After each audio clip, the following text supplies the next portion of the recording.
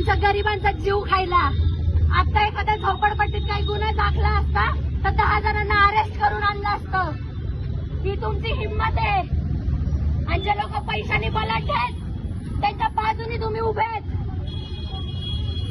ही लढाई कधी तुमची माझी नव्हतीच.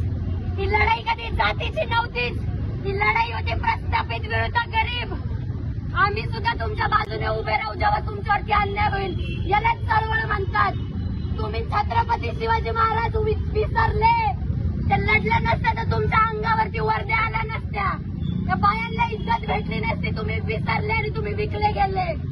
तुम्ही नामदेव ढसाळ कधी वाचलेच नाही आणि तुम्ही बाबासाहेब सुद्धा कधी वाचले नाही. तू आहे तुमच्यावर, तू आहे तुमच्यावर, वर्गांवर तुमच्या विकले गेले तुम्ही सगळे.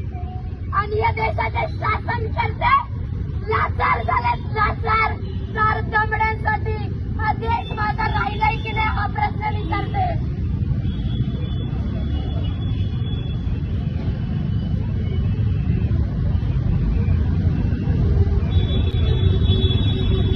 राजश्री शाहू महाराज वाचले असते तर मराठ्यांचा नेता अस्पृश्यांसाठी लढला हे तुम्हाला कळालं असतं.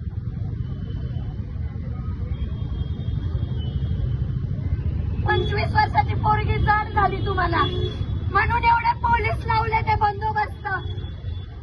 25 वर्षाची आहे मी. तुमच्या पोरा बाळांवरती येईल ना तेव्हा हीच चळवळ उभी राहील त्यांच्यासाठी. लक्षात ठेवा.